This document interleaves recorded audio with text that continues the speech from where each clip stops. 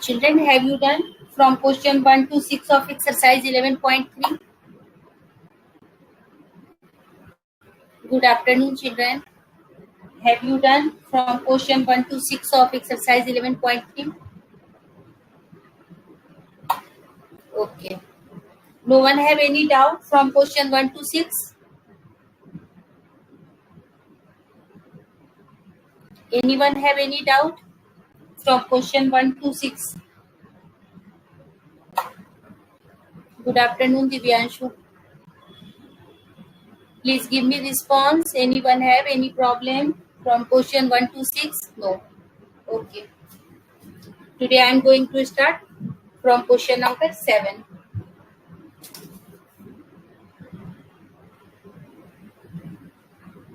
Good afternoon, Kishan, Chetan.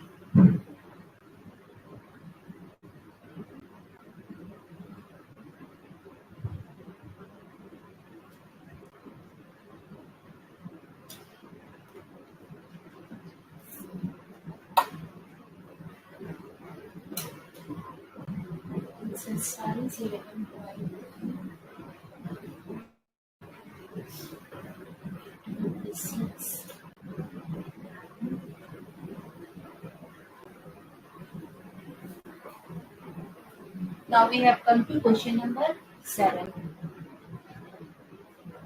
Good afternoon, Kanika. In this question, in the adjoining figure, triangle PQR similar to triangle PRS. Okay, children. ये मैं आपको ये question जो है मैं आपको ये एक्सप्लेन कर रही हूँ चिल्ड्रन. इसमें भी हमें बनाने के लिए कुछ नहीं है. Triangle PRQ, triangle PRQ similar to triangle PRS. Okay. State which angle should be equal to each other in the given pair of similar triangles. अब चिल्ड्रन मैं आपको बता चुकी हूँ कि जब भी हम सिमिलरिटी लेते हैं तो ये सीक्वेंस में ही लिखा होता है children. This means angle P is equal to angle T, angle R is equal to angle R and angle Q is equal to angle S. और यही हमारा आंसर है. जब भी हम सिमिलरिटी लेते हैं चिल्ड्रन तो सिमिलरिटी में जो हम ट्रायंगल की नेमिंग करते हैं वो ट्रायंगल की नेमिंग सिमिलर एंगल के अकॉर्डिंग ही होती है. मतलब P T के इक्वल है, R तो कॉमन है और Q S के इक्वल है. इसका डायग्राम चिल्ड्रन मिला हुआ है 7th का, लेकिन डायग्राम से हमें कोई मतलब नहीं है. अब क्वेश्चन 8 पर आ जाओ children. If CP equal to angle CAD from the given figure find the pair of triangles which are similar. ये हमारा क्वेश्चन 7 था चिल्ड्रन. अब ये देखो हमारा 8th में हमारे पास डायग्राम है ABC एक ट्रायंगल है. ये हमारा ट्रायंगल है ABC. Okay. And from A this is D and from B this is E. And the children this angle is equal to this angle. अच्छा, सबसे पहले ना इन सबको बताने से पहले वन थिंग मैं आपको और क्लियर करना चाहती हूँ. मैंने लास्ट क्लास में आप लोगों को या स्टार्टिंग में मैं आपको ए सिमिलरिटी बताई. तो स्टार्टिंग में तो हमने चिल्ड्रन ये जाना कि दो ट्रायंगल को सिमिलर होने के लिए उसके तीनों एंगल इक्वल होने चाहिए और साथ ही साथ उसके कोरिस्पॉन्डिंग साइड के रेशियो भी इक्वल होने चाहिए. लेकिन चिल्ड्रन आपने जब थ्योरम पढ़ा, जो लास्ट क्लास में मैंने आपको 3 थ्योरम बताया, तो वहां से आपने जाना कि अगर तीनों एंगल इक्वल हों तो जैसे हम कॉन्वेंसी पढ़ते हैं ठीक उसी तरह से if each angle of first triangle is equal to each angle of second triangle, then both triangles are similar to each other. क्योंकि जब भी ये कंडीशन होगी चिल्ड्रन तो उनके कोरिस्पॉन्डिंग साइड के रेशियो भी इक्वल होंगे. अब मैं ये तो अपन ने जान लिया चिल्ड्रन की ए सिमिलरिटी होती है. दिस मीन्स कि अगर तीनों एंगल इक्वल हो तो कोई जरूरी नहीं है कि हम करस्पॉन्डिंग साइड के रेशियो निकालें। अगर तीनों एंगल इक्वल है तो वो दोनों ट्रायंगल आपस में सिमिलर होंगे। अब मैं इसको थोड़ा और छोटा भी देखो चिल्ड्रन कर सकती हूँ। अब जैसे सपोज करो ये एक ट्रायंगल है और ये एक ट्रायंगल है, ये सपोज करो 60 है और ये 60 है ना, और मान लो ये 50 है। तो तीसरा एंगल तो बच्चों अपने आप दोनों को इक्वल होना ही होना है, क्योंकि हमें पता है कि सम ऑफ थ्री एंगल्स जो होते हैं वो 180 डिग्री होते हैं। तो अगर थर्ड गिवन नहीं भी हो बच्चों, तो अगर दो एंगल इक्वल हो गए तो तीसरा अपने आप इक्वल होना है, because we know that sum of three angles of any triangle is equal to 180 degree. तो ये भी 110 है चिल्ड्रन, ये भी 110 है, तो बचा हुआ ट्रायंगल हमारा क्या होगा 70 डिग्री। दिस मीन्स कि ये और छोटा हो गया बच्चों सिमिलरिटी। अगर हम दो एंगल को भी इक्वल कर दें, ए भी कर दें, तो भी अपने आप ये वाली सिमिलरिटी प्रूव हो जाएगी। तो जहां पर भी अब बच्चों हम बनाएंगे और बनाने पर अगर मुझे दो एंगल इक्वल मिल गए, तो वहां पर मतलब है कि ट्रिपल ए सिमिलरिटी हमारी वहां पे हो रही है एप्लीकेबल। समझ में आ गया चिल्ड्रन, कोई डाउट है इसमें? If two angles of one triangle is equal to two angles of another triangle, then both triangles are also similar to each other, because if two angles are equal to each other, then third angle is also equal to each other, because sum of three angles of a triangle is equal to 180 degree. Please give me response children. सबको समझ में आ गया है ये जो बताई मैं कि ट्रिपल ए सिमिलरिटी जो है डबल ए सिमिलरिटी में कन्वर्ट हो जाएगी। हम जैसे दो ए को इक्वल करेंगे तो तीसरा अपने आप इक्वल हो जाएगा, है ना चिल्ड्रन। अब मैं इसको बनाने से पहले इसलिए ये यहाँ पर आपको समझा दी, ताकि अगर मैं डबल ए लिखूं तो आपको ये नहीं डाउट हो कि मैम आप ये क्या कर रहे हो, हमारा सिमिलरिटी का तो रूल ट्रिपल ए का है। तो अब ये अंडरस्टूड है कि डबल ए इक्वल है तो वहां पे ट्रिपल ए सिमिलरिटी होती है। अब देखो बच्चों यहाँ आ जाओ, इस क्वेश्चन में इसने पूछा हमें कि ये इसके इक्वल है। अब यहाँ पर देखो बहुत सारे ट्रायंगल बन रहे हैं, 1 2 3 4 5 6 7। कह रहा है कि अगर if these two triangles angles are equal to each other, then give which pair of triangles are similar to each other। तो देखो बच्चों जिसके अंदर ये बन रहा है ना, उसी को ले लेते हैं। इसकी नेमिंग कर देती हूँ ताकि थोड़ा इजी हो जाए। Angle 1 is equal to angle 2, ये गिवन है चिल्ड्रन। और देखो एंगल, अगर मैं ये वाला ट्रायंगल लेती हूँ बच्चों तो BCE, और इधर से लेती हूँ तो ACD। अब यहाँ पे A, यहाँ मैं B पहले ली हूँ चिल्ड्रन क्योंकि 1 था, आपको बार बार बता रही हूँ। यहाँ पे मैं A पहले ली हूँ क्योंकि A और B आपस में इक्वल है। ACD ये क्या है बच्चों, कॉमन है। अब देखो दो एंगल इक्वल हो मिल गए ना मुझे, पहला एंगल और दूसरा एंगल। तो ये जो मैं दोनों ट्रायंगल को कंसीडर कर रही हूँ, मेरा वो ट्रायंगल क्या हो गया, सिमिलर हो गया। देयरफॉर ट्रायंगल, अब मैं इसके नाम लिख लेती हूँ, BCE similar to triangle ACD। कैसे बच्चों, AA या तो ट्रिपल ए लिखो या AA लिखो, इसलिए मैंने अभी आपको इसको पहले यहाँ पे समझाई, by AA similarity answer. Good afternoon Sonu, आज आप लेट कैसे हो गए बेटा? चलो बच्चों इसको करो, फिर मैं आगे बताती हूँ आपको।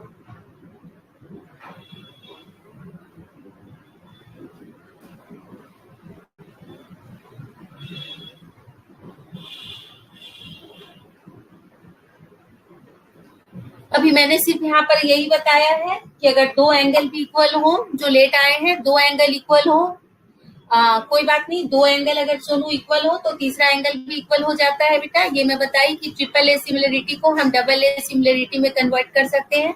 और एक प्रॉब्लम यहाँ बना हुआ है, इसे नोट डाउन करो बच्चों, नोट डाउन करके डन लिखना ताकि मैं आगे बताऊं।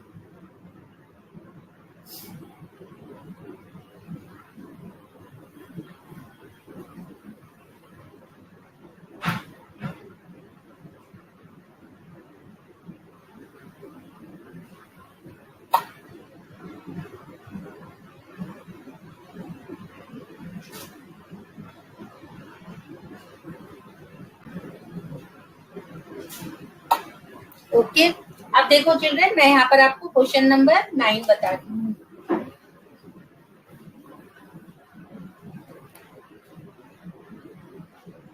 देखो 9th जो क्वेश्चन है बच्चों, इसमें हमें एक फिगर मिला हुआ है। पहले हम इस फिगर को बना लेते हैं। ये है हमारा पी क्यू और इस साइड है बच्चों आर एस, है ना,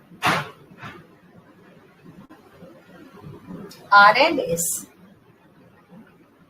देखो गिवन क्या है, बस वही ज्योमेट्री है बच्चों। हमारा एक लिखने का पर्टिकुलर स्टाइल होता है। सबसे पहले given P Q parallel to R S, what's to prove triangle P O Q similar to triangle S O R. Okay children, अब देखो पहले मैं यहाँ पर समझा दे रही हूँ। ये दोनों vertically opposite angle 1 2 and this line is parallel to this line, so angle 3 is equal to 4। यहीं पर हो गया सिमिलर बच्चों। फिर भी लिखना है तो 5 is equal to 6। Here angle 3 is equal to angle 4 and angle 5 is equal to angle 6। These are alternate angles because PQ parallel to RS, and angle 1 is equal to angle 2 because this is a vertically opposite angle. So this triangle is similar to this triangle by a similarity। Okay? जिनको आ गया खुद से लिखो, जो खुद से नहीं लिख सकते वो बोर्ड की हेल्प लो। इन ट्रायंगल पीओक्यू एंड, अब देखो बच्चों हमेशा याद रखना यहाँ पे हम सिमिलरिटी कर रहे हैं। हम कॉन्ग्रेंसी में चिल्ड्रन आगे पीछे भी नाम लिख सकते हैं इनके, जो पीओक्यू जो पर्टिकुलर एंगल को डिनोट करते हैं, लेकिन सिमिलरिटी में नहीं कर सकते। यही आपको फर्स्ट क्वेश्चन से 6th क्वेश्चन तक समझाया गया। अब आप देखो अगर आप पी ले रहे हो बच्चों, तो पी किसके इक्वल है, एस के, तो इधर से हमारा हो गया एस ओ आर। और इसने देखो क्वेश्चन में भी दे रखा है PO Q S O R. अब सबसे पहले इजी है सबसे, 1 is equal to 2, these are vertically opposite angles, then 3 is equal to 4 and 5 is equal to 6। इन दोनों के आगे क्या लिख देंगे, ऑल्टरनेट एंगल्स।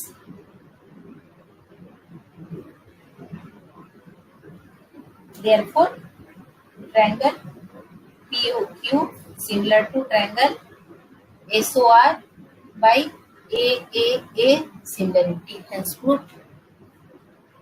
इजी है ना चिल्ड्रन, आ गया सबको समझ के?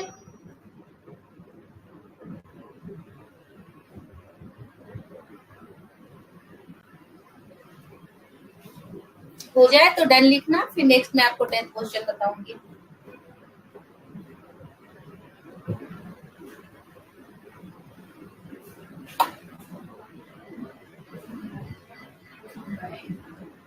नहीं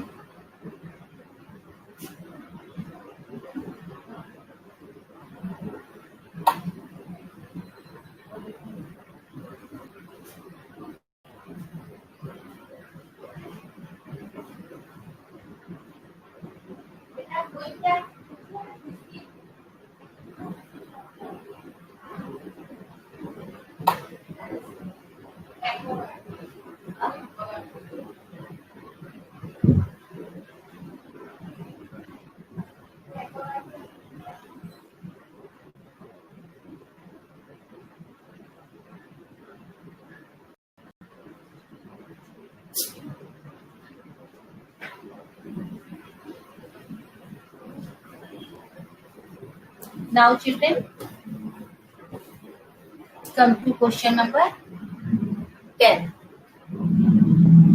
देखो 10 क्वेश्चन में कह रहा है children, a girl of height 90 centimetre is walking away from the base of a long bulbs put pole. कुछ भी हो, हमें तो एक पोल है, देखो ये रहा है, ये हमारा एक ये भी पोल है ना चिल्ड्रन। और इस पोल से एक गर्ल जो है बेटा वो 90 सेंटीमीटर की है, जो इससे दूर जा रही है।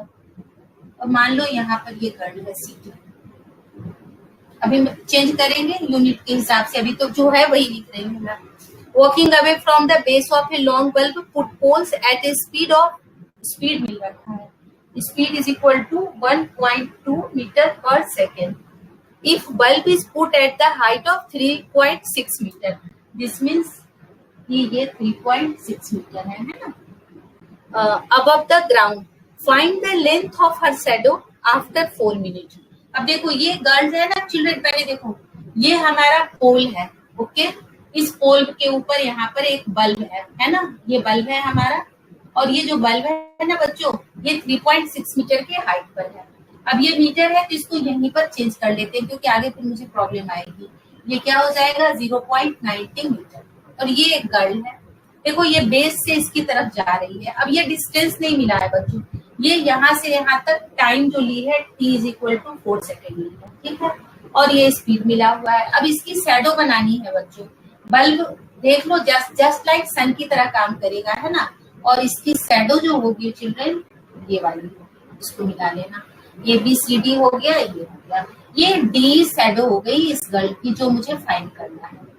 वापस से क्वेश्चन समझो एक बार, फिर मैं इसको सॉल्व करूंगी। ये लिख रखा है बल्ब पुट पोल।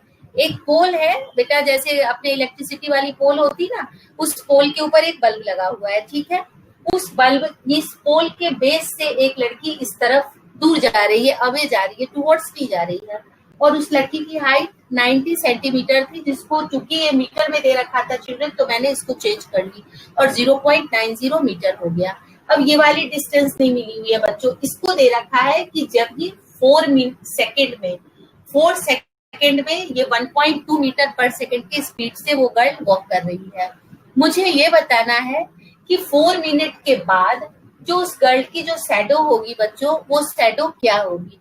तो यहाँ पे आपको पता है ना, हमारी शैडो जब बल्ब, जैसे सन वाले भी हमने ट्रिग्नोमेट्री में बहुत सारे क्वेश्चंस बनाए हैं, तो हमारी शैडो डी की तरफ आएगी। तो मुझे जो है वो डी फाइंड करना है। यहाँ तक आ गया समझ में? अब देखो इसको हम आगे बनाते हैं, है ना। अब आप देख ही रहे हो, जब भी हम बनाएंगे बच्चों, तो अभी तो आपको सबको पता है कि हमारा ये बच्चों बोर्ड नहीं दिख रहा क्या आपको? चिल्ड्रन आप बताइए, ऑडियो वीडियो क्लियर आ रहा है?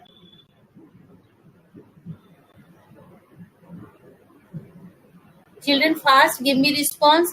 आप सबको, बाकियों को बोर्ड क्लियर दिख रहा है? किशन आप बेटा, आप अपना नेटवर्क एक बार चेंज कर लो। देखो यहाँ पे, अब देखो चिल्ड्रन क्या हो गया। अब ये देखो, ये भी 90 है और ये भी 90 है, और ये क्या है, कॉमन है। तो हम देखो यहाँ पे पहले लिखेंगे। अभी यहाँ मैं स्पेस रख रही हूँ चिल्ड्रन, यहाँ पर कुछ काम करना है मुझे। In triangle AEB and triangle CED, देखो अब angle ABE equal to angle CDE, क्यों? क्योंकि ये 90 डिग्री है ना। और angle AEB equal to angle CED, क्योंकि बच्चों ये दोनों में क्या है, कॉमन है। ये एंगल E की बात कर रही हूँ, जिसको मैंने डबल से लिख दी है। Therefore triangle AEB similar to triangle CED, किससे बच्चों? AA सिमिलरिटी से, है ना। हमारा ये दोनों जो है AA सिमिलरिटी से हमारा दोनों ट्रायंगल सिमिलर हो गया। अब इससे फायदा क्या होगा चिल्ड्रन, कि हम करस्पॉन्डिंग साइड की रेशियो ले सकेंगे। Therefore AB upon CD equal to BE upon D, ठीक है ना। अब मेरे पास बच्चों नहीं क्या है, तो मेरे पास BD नहीं है, लेकिन उस BD का मेरे पास स्पीड भी है और उसका टाइम भी है। और हम सबको पता है, we know that speed is equal to distance upon time, therefore distance is equal to speed into time. So इसको हम मान लेते हैं D। Let BD is equal to, और BD भी लिख दोगे कोई फर्क नहीं पड़ने वाला है। सो D is equal to, दोनों मिला हुआ है 1.2 into 4, तो 4 2 जा 8 और 4 1 जा 4, 4.8 मीटर। आ गए सबके यूनिट से, metre metre metre. Okay children, अब यहाँ पर हम वैल्यू पुट करते हैं। AB क्या है हमारा 3.6, CD क्या है बच्चों 0.9, BE क्या है बच्चों, एक बार मैं इसको D प्लस एक्स लिख लेती हूँ, फिर वैल्यू पुट करती हूँ, और नीचे क्या है x। This indicate 3.6 upon 0.9 equal to D हमने निकाल लिया है children 4.8 plus x upon x. अब देखो ये 9 4 जा 36 डायरेक्ट कट गया और एक एक डेसिमल थे, दोनों में एक एक जीरो आए, दोनों कैंसिल हो गए। अब this indicate 4.8 plus x is equal to 4x। This indicate 4.8 is equal to 4x minus x and this is equal to 3x. Therefore, x is equal to 4.8 upon 3. 3 1 ja 3, 3 6 ja 18. So 1.6 meter is the length of the shadow of the girl and this is the answer. Clear children? No doubt? हमेशा इन तरह के problems में पहले similar कर लेंगे और ध्यान रखना कि हमेशा ये सिमिलरिटी ही तुम्हारा आएगा, सिमिलरिटी आएगा। और ओके सुनो, देखो ये ना एक पोल है बेटा, इस पोल के ऊपर बल्ब लगा हुआ है और जो बल्ब लगा हुआ है उसकी हाइट 3.6 मीटर है, ठीक है ना। अब इस पोल से एक लड़की दूर जा रही है, अवे जा रही है, तो पोल के बेस से अवे जा रही है, मतलब यहाँ पोल है तो इस डायरेक्शन में जा रही है। तो ये गर्ल जो हमारी है ऊपर लिख लेना, नहीं तो मैं लाओ लिख ही देती हूँ। let P is the pole and CD is the height of the girl या CD is the girl, जो भी, ठीक है ना। लिखो जिसको सुनाए नहीं, ऊपर दिख रहा है AB क्या है, हमारा पोल है बच्चों, और CD जो है गर्ल है। अब ये कह रहा है ना कि वो लड़की जो जा रही है बच्चों, डिस्टेंस नहीं दे रखा है, 4 मिनट में। देखो यहाँ क्वेश्चन में आप देखो, a girl of height 90 centimeter is walking away from the bulb's put pole at a speed of 1.2 metre per second. उस गर्ल की जो स्पीड है वो 1.2 मीटर पर सेकेंड है। बल्ब कितने हाइट पर है, पोल बहुत बड़ा है बच्चों, लेकिन बल्ब 3.6 पर है, तो हमने हाइट 3.6 ही ले ली। कहता है find the length of her shadow after 4 minutes. तो 4 मिनट के बाद वो लड़की 20 से कहाँ आ चुकी है, पहले वो यहीं पर थी, इसी पोल के पास थी, 4 सेकेंड के बाद वो कहाँ आ गई है, यहाँ पर आ गई है, डी पॉइंट पर आ गई है, ठीक है ना। अब मुझे उसकी शैडो बताना है, तो ये लड़की की शैडो तुम्हें पता है ना हमेशा कहाँ बनता है, नीचे की तरफ। हम लोग भी जब रोड पर चलते हैं तो हमारी शैडो सन से कहाँ बनती है, रोड पे बनती है। यहाँ पर जो इसकी शैडो बन रही है नाइट टाइम है तो बल्ब से बन रही है, डे टाइम नहीं है। अब बच्चों मैंने पहले दोनों ट्रायंगल को सिमिलर कर दिया। सिमिलर बहुत ईजी है, हमेशा ग्राउंड पर कोई भी चीज जो स्टैंडिंग पोजीशन में होती है, हमने खूब सारे हाइट एंड डिस्टेंस के प्रॉब्लम बनाए हैं, वो 90 डिग्री होता है। और एक एंगल देखो कॉमन है ई वाला, तो बड़ा ट्रायंगल छोटा ट्रायंगल सिमिलर हो गया। और हम सबको पता है कि जब दो ट्रायंगल सिमिलर होते हैं तो उनके कोरस्पॉन्डिंग साइड के रेशियो इक्वल होते हैं। तो हमने यहाँ लिख दिया कोरस्पॉन्डिंग साइड के रेशियो क्या है, इक्वल। अब बच्चों वैल्यू रख दी और वैल्यू रख के इसको क्या किया, सॉल्व कर दिया। आ गया सोनू समझ में? ओके कर देना अगर बेटा, नहीं तो वापस फिर से समझा दूंगी, बोलो। ओके कर लो चिल्ड्रन। करने के बाद मुझे आप लोग लिख देना डन, तो मैं फिर नेक्स्ट क्वेश्चन कराऊंगी।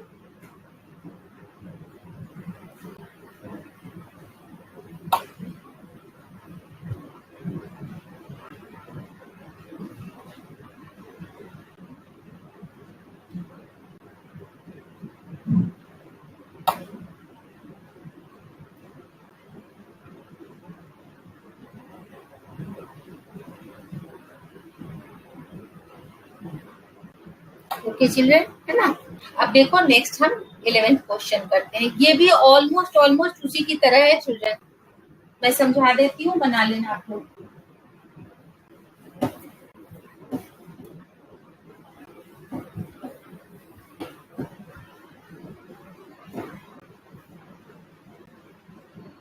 देखो कह रहा है the length of the shadow of a vertical pole 12 metre high from the ground is 8 metre. सबसे पहले तो क्वेश्चन पढ़ते जाएंगे, डायग्राम ड्रॉ करते जाएंगे। एक एबी पोल है बेटा, और इसकी जो length of the shadow of a vertical pole, pole की हाइट है 12 मीटर, और जो इसकी शैडो बन रही है, मान लेते हैं इसकी शैडो बीसी बन रही है, ये बच्चों 8 मीटर है, ठीक है ना। अब आगे क्या कह रहा है, at the same time the shadow of a vertical building is 56 metre long, ठीक है ना बच्चों। एक वर्टिकल बिल्डिंग है और उसकी शैडो 56 मिली हुई है, मतलब बड़ी है ना, इसको और छोटा ले लो दोनों को, तबड़ा कहाँ से हम बनाएंगे, है ना, इसको सी कर लो और इसकी भी थोड़ी हाइट कम कर लो। अब इसी के आगे बच्चों इस तरह से ये रही हमारी बिल्डिंग और इसकी शैडो दे रखी है चिल्ड्रन, कितना दे रखा है शैडो की लेंथ 56 मीटर। ये हमारी बिल्डिंग है ना। अब आपको पता ही है सन रे हमेशा इक्वल पड़ता है सब चीजों पे। हो गया, इसको मान लो ए बी सी मान रखे हैं बच्चों, तो इसको डी कर लेते हैं। हो गया। अब हमें निकालना क्या है, हाइट। अब मैं भरवली बता रही हूँ बच्चों, समझो और आप खुद बनाओ। यहाँ देखो सेम क्वेश्चन है जो हमने पहले किया। यहाँ पे कह रहा है, ये देखो डायग्राम ही मेन है बनाना, अगर आप डायग्राम ड्रॉ कर लेते हो तो खुद बना लोगे। इसने पहले कहा कि एक 12 मीटर क्या है, ये पोल है, एक 12 मीटर का पोल है और उसकी शैडो जो बन रही है बच्चों वो 8 मीटर की बन रही है। तो सबसे पहले हमने बना लिया ए बी 12 और 8। ओके, फिर कहा क्या कि एक बिल्डिंग है, लेकिन वो बिल्डिंग की जो शैडो है वो 56 मीटर है और इसकी हाइट बताइए। बना दी चिल्ड्रन। अब देखो फिर दोनों ट्रायंगल सिमिलर हो गए पहले वाले की तरह, तो कोरिस्पॉन्डिंग अब खुद करना, कोरिस्पॉन्डिंग साइड के रेशियो, तो कोरिस्पॉन्डिंग साइड के ratio DE upon A B equal to, यहाँ तो और सब मिला हुआ है डीसी अपॉन बीसी, ना कोई स्पीड का झंझट ना कोई प्लस माइनस का झंझट, बस 3 वैल्यू पुट करो और चौथा निकाल लो। ओके चिल्ड्रन, कोई दिक्कत नहीं, कर लोगे ना? फटाफट बताओ करके आंसर क्या आ रहा है, फास्ट बताओ मुझे।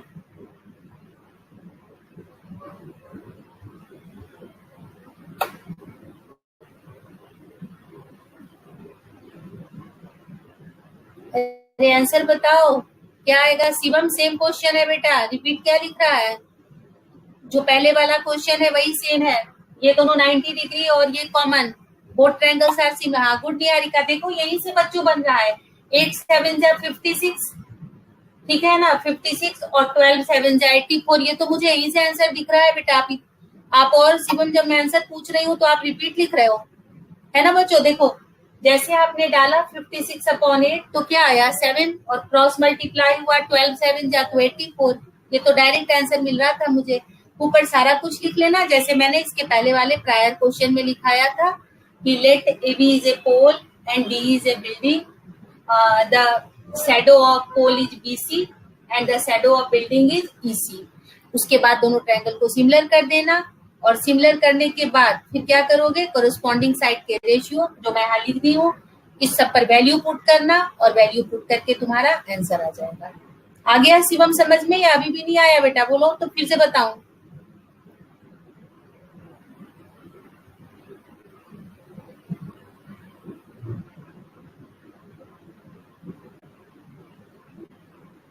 Shivam fast give me response बेटा, समझ में आया या फिर से बताऊं? अब आ गया बेटा समझ में? कोई बात नहीं, क्लास लीव हो गई थी, अब आ गया ना? ओके। अब 12 क्वेश्चन डन चिल्ड्रेन, 12 कराऊं ना अब?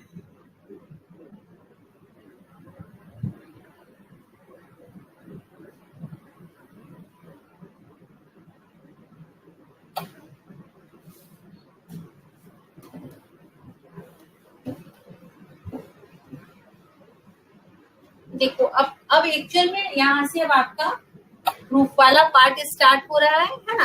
देखो 12 क्वेश्चन कह रहा है if a perpendicular is drawn from vertex A to opposite side BD of a triangle A B C. हम पहले एक ट्रायंगल ए बी सी लेते हैं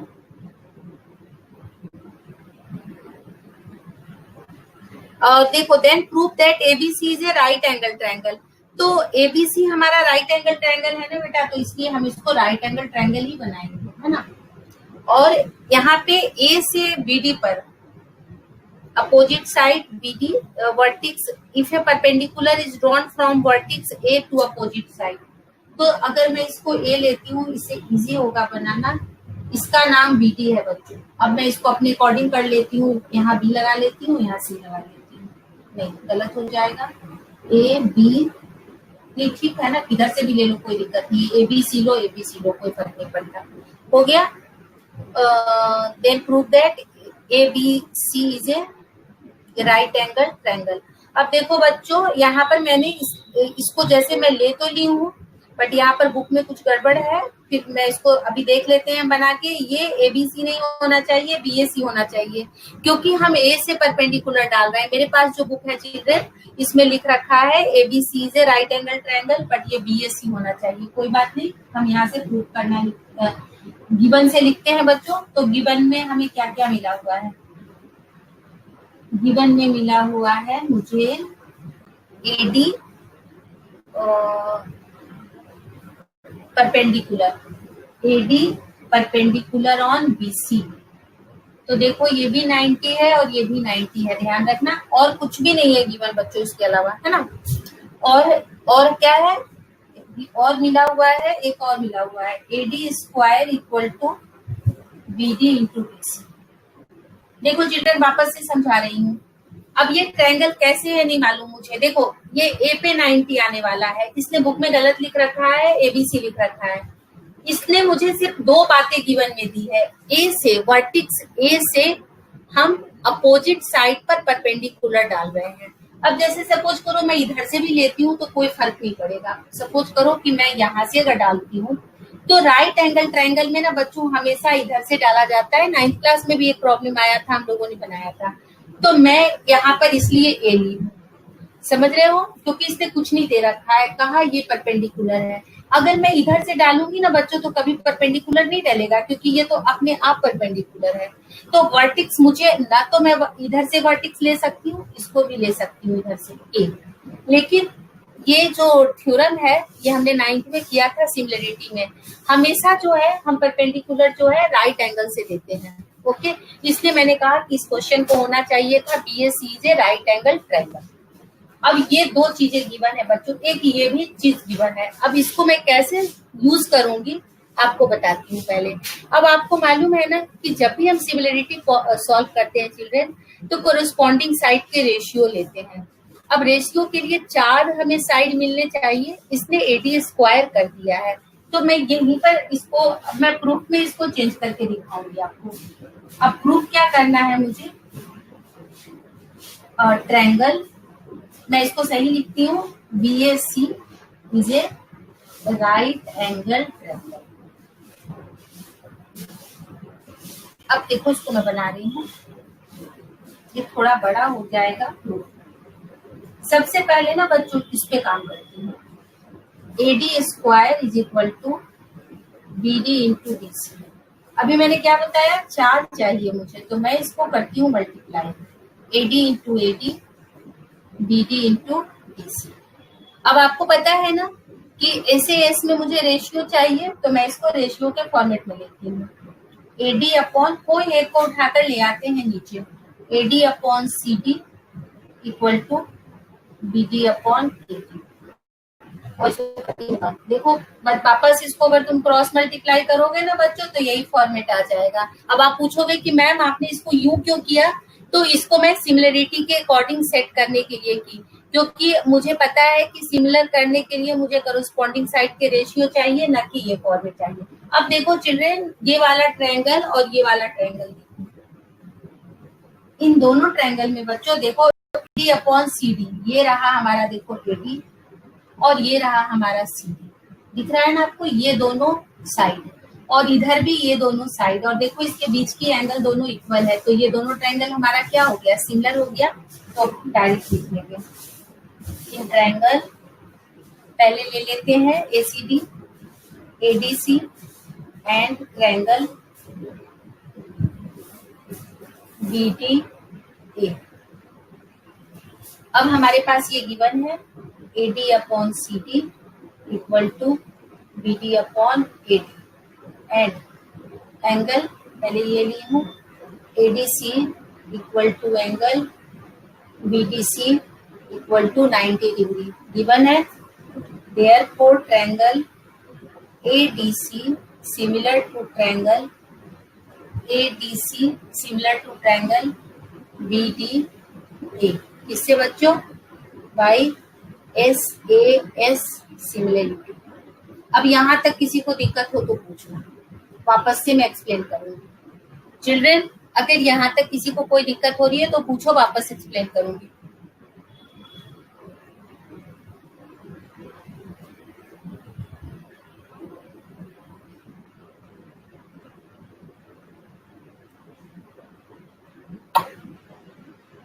नहीं ना? अब देखो, जब सिमिलर हो जाता है बच्चों तो सारे एंगल एक दूसरे के क्या होते हैं, इक्वल हो जाते हैं, आपको पता है। अब इससे मुझे ये गिवन मैं यहाँ पर रब कर रही हूँ, क्या क्या मिला मुझे, मैं नेमिंग करती हूँ बच्चों ताकि मेरे लिए काम इजी हो जाए। साइड के अपोजिट होता है बच्चों एंगल, इसके अपोजिट एंगल ये है, इसका नाम मैं बंद कर रही हूँ।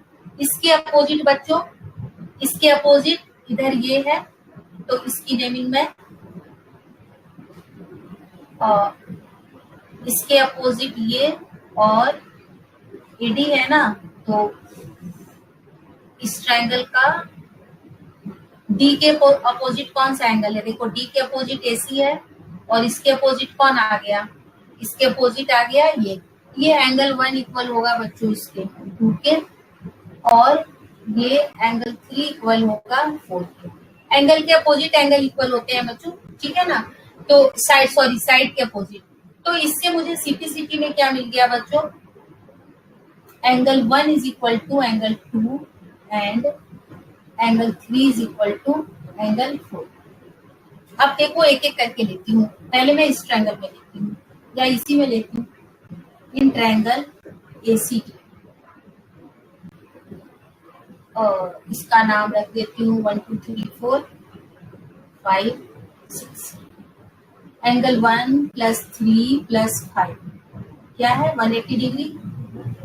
Angle 1 plus angle 3 plus 90 degree equal to 180 degree. Therefore angle 1 plus angle 3 is equal to 90 degree, ठीक है ना। अब देखो 1 प्लस 3 और 1 किसके इक्वल है बच्चों, 1 इक्वल है किसके, 2 के। 2-3 तरीके से बनते हैं बच्चों, ये सबसे इजी तरीका है।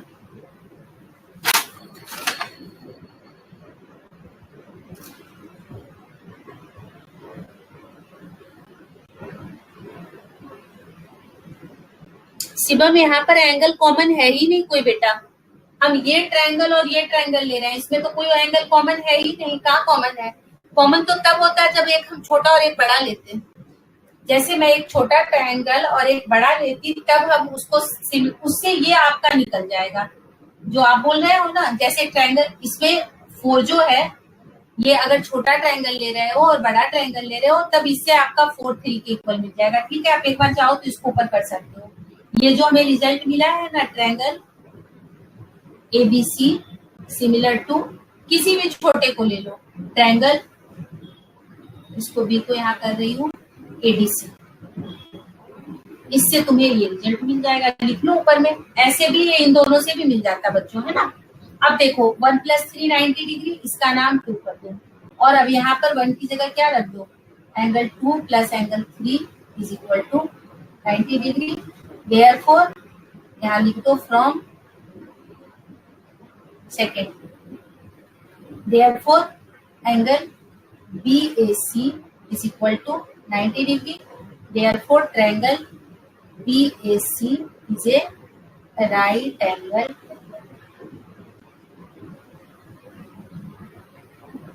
हो गया। दूसरा तरीका क्या है ना बच्चों, देखो अगर ये नहीं करना चाहती हूँ तो देखो वो भी तरीका बता देती हूँ। 1 प्लस 3 180 डिग्री, ठीक है ना, और 2 प्लस 4 नहीं इक्वल करना, अगर एक बार कांग्रुएंसी और नहीं करनी, 2 प्लस 4 भी 180 डिग्री, ठीक है ना। 1 प्लस 3 180 डिग्री और 2 प्लस 4 भी 180 डिग्री। अब जब बेटा बड़े वाले पूरा ट्रायंगल को ले लेते हैं हम, तो वहां पे भी ये अब इसमें 1, ये हमारा 1 प्लस 4, इन दोनों को अगर इकट्ठे करते हो इस ट्रायंगल और इस ट्रायंगल में, तो तुम्हारा 1 प्लस 4 क्या आ जाएगा, 1 प्लस 4 90 डिग्री आ जाएगा, और फिर बड़े में रख दो। ये भी तरीका आप बना सकते हो, लेकिन मैं यहाँ पर आपको सिमिलरिटी से बताई हूँ, जिसमें मेरा एंगल 1 3 के इक्वल हो गया। 1 किसके सामने है बच्चों, AD के सामने है, और AD किसके इक्वल है, यहाँ देखो लिखा हुआ है CD, CD के सामने का एंगल 3, तो हम यहाँ से भी एंगल निकाल सकते हैं बच्चों। अब जैसे देखो, पहले मैं कौन सा ट्रायंगल इसमें ली हुई हूँ, एडी। तो एडी जो है, एडी के सामने एंगल 1 आ गया। अब इसमें मैं क्या ली हुई हूँ, बीडी। बीडी के सामने कौन सा एंगल है, 2। तो हमारा ये देखो ये आ गया। तो कोई जरूरी नहीं है, यहाँ पर शिवम ने मुझे कहा कि छोटे ट्रायंगल को बड़े से सिमिलर करो। ये जो मुझे मिलता है ना बेटा, कोरोस्पॉन्डिंग साइड के रेशियो, इस रेशियो के सामने के एंगल को हम देख सकते हैं। वापस समझा रही हूँ, देखो एडी, एडी के सामने एंगल कौन सा है, 1। क्योंकि मैंने दोनों छोटे ट्रायंगल को, 1 मिनट और लूंगी बच्चों आपका, मैंने दोनों छोटे ट्रायंगल को सिमिलर कर लिया। तो एडी के सामने एंगल मिला मुझे 1। अब है देखो सीडी। तो सीडी के सामने जो हमारा, देखो हमारा जो, सॉरी बीडी, बीडी के जो सामने हमारा एंगल है बच्चों वो 2 है। फिर नीचे आ जाओ सीडी, देखो सीडी के सामने एंगल क्या है, 3। और इधर क्या है, एडी, तो इसके सामने एंगल है 4। तो जो साइड जो हमें यहाँ मिलता है ना बच्चों, उसके जो अपोजिट एंगल जो होते हैं वो इक्वल होते हैं सिमिलरिटी में। तो बिना ये वाले काम को किए हुए या बिना इसको लिखे हुए हम डायरेक्ट इसको लिख सकते हैं, क्योंकि हमने दोनों छोटे ट्रायंगल को यहाँ पर सिमिलर किया है। आ गया चिल्ड्रन समझ में सबको?